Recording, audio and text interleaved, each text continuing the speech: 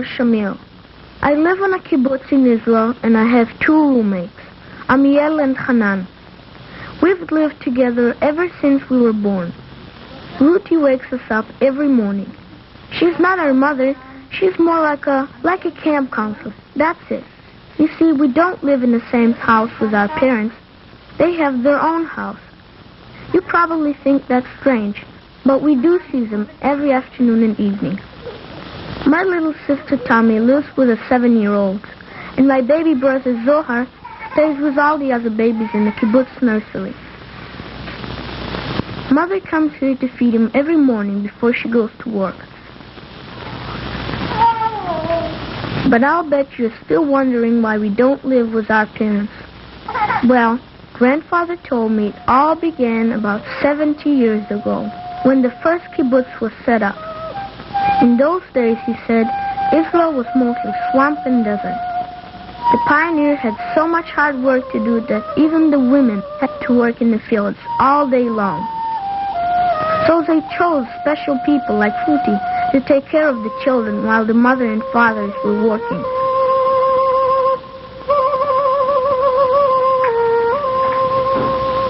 Our way of life is special to Israel, but not everyone in Israel lives this way. Ruthie has been taking care of us for 5 years already. She really knows us well. And I like living with all my friends. There are 19 of us in this house. I never get lonely. Our kibbutz is called Givat Chaim. In Hebrew, that means hill of life. Grandfather told me that when he came here, he used to live in a small hut. There were only 10 people, and the land was brown and dry.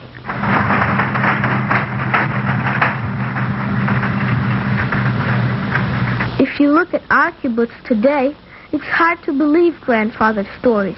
Everything here is so green. In Hebrew, the word kibbutz means something we share with each other. You see, the pioneers decided that if they would live and work together, they could grow more crops. Then, after each harvest, they would divide up all the crops.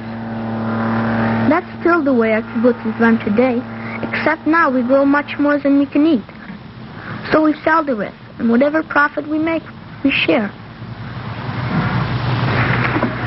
The main thing our kibbutz does today is grow fruit, a lot of it.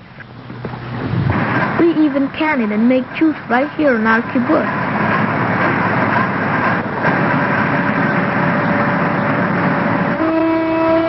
The factory is our main industry. You must have heard of Jaffa oranges. They're famous all over the world.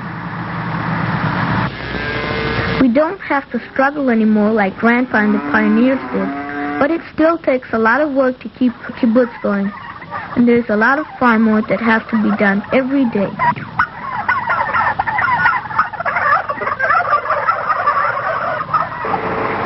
We can't go to town every time we need to buy or repair something, so we have our own garage and machine shop.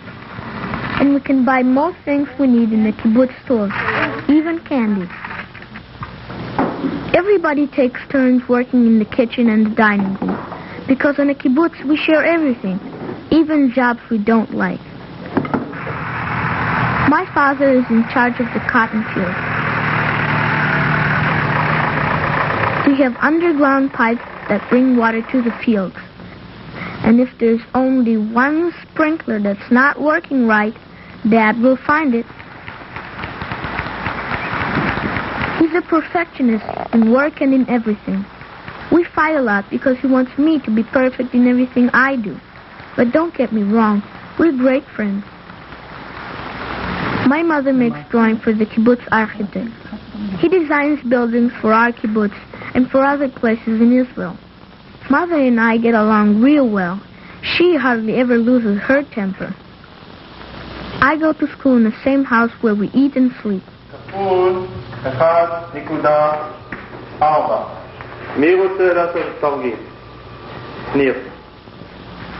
Alex, our math teacher, is from America.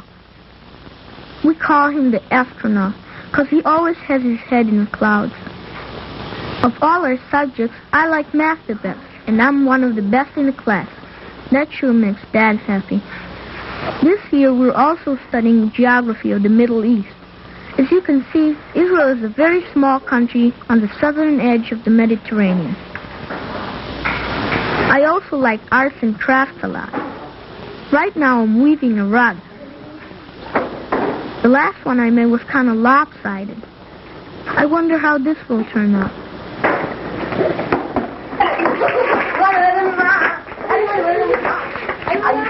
At 10:30 every morning, we have recess and snacks.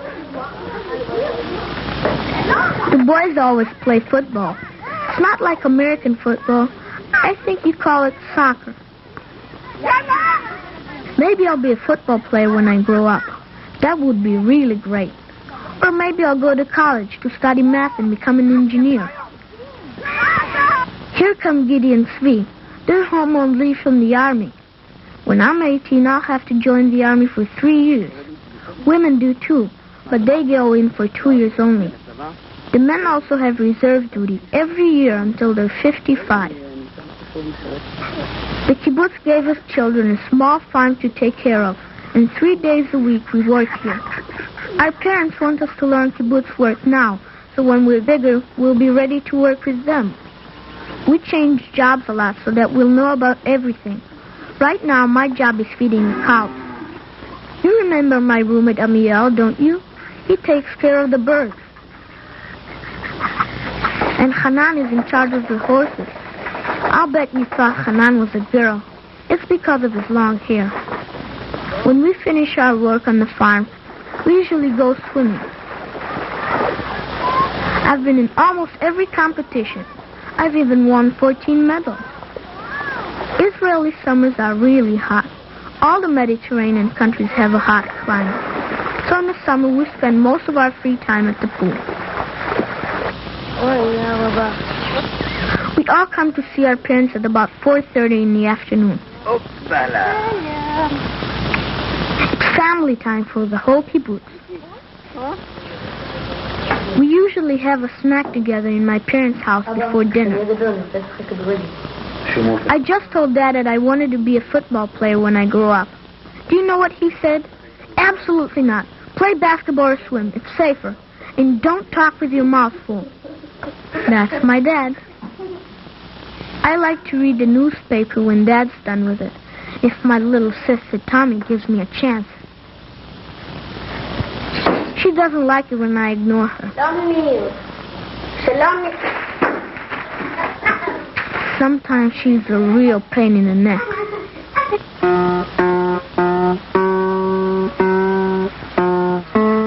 I've been studying guitar for about a year. Can you tell?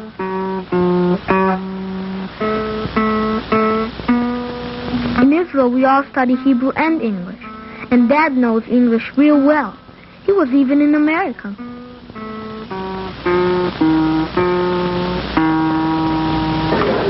All the families eat dinner together in the main dining room at 7 o'clock. I guess salad is our national dish. We eat it 3 times a day. Meat costs a lot, so we eat chicken and turkey instead. Grandfather usually sits by me. He's the one I've been telling you about. He's my mother's father.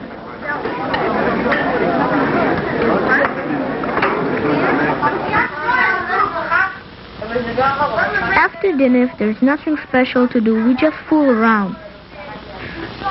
But every Friday night is special. This is the beginning of our Sabbath.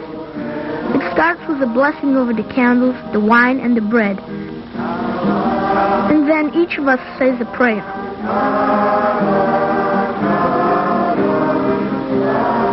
Each week, a different family leads the service. Our parents always come to see us at night, to tuck us in. This is an old custom, too, from the pioneer days, Grandpa says. Tommy goes to bed before I do.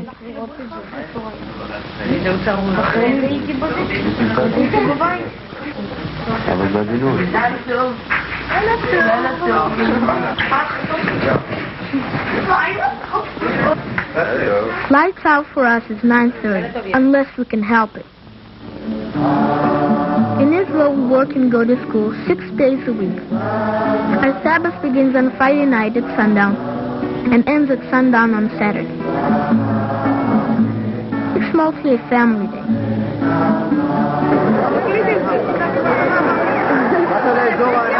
In the afternoon, Dad and I usually go to a football game at the stadium nearby.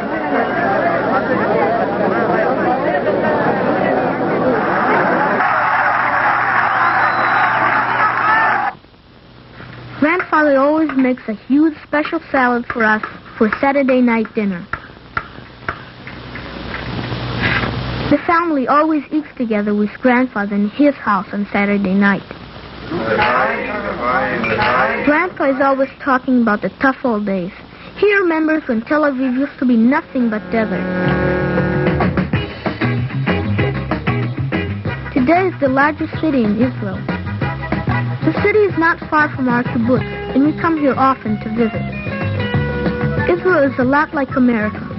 People come to settle here from all over the world. In fact, the country has been built by immigrants. But we are still a small country with only 3 million people. One of the nicest things about Tel Aviv is that you can go swimming in the Mediterranean. Otherwise, Tel Aviv is like any modern city, and most Israelis live just like people do in other cities. But Grandfather says that Tel Aviv was built overnight. If you were here last year, I bet you wouldn't recognize it anymore. But I like it best when our family comes to Jerusalem. It's my favorite city in all Israel, and my best friend Doron lives in Jerusalem.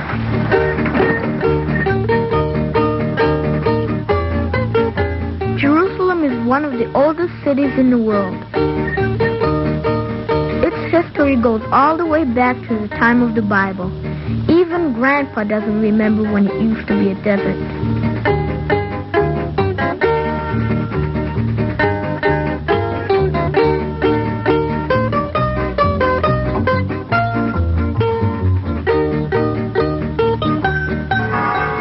This is one of the Christian churches. And this is the Mosque of Omar, one of the holiest Muslim shrines.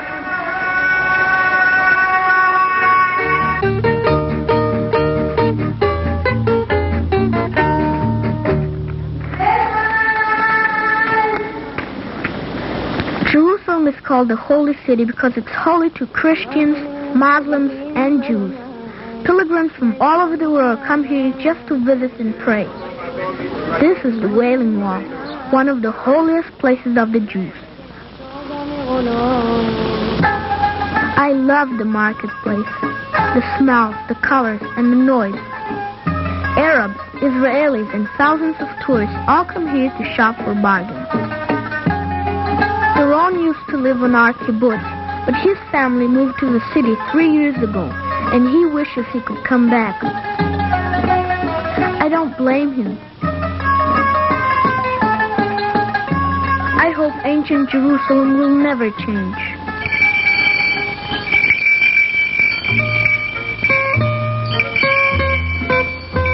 But this is a new section of Jerusalem, outside the walls of the old city.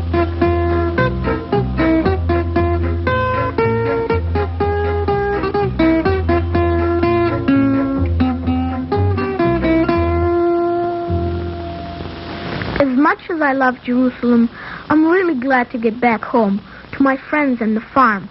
I'm happiest on our kibbutz.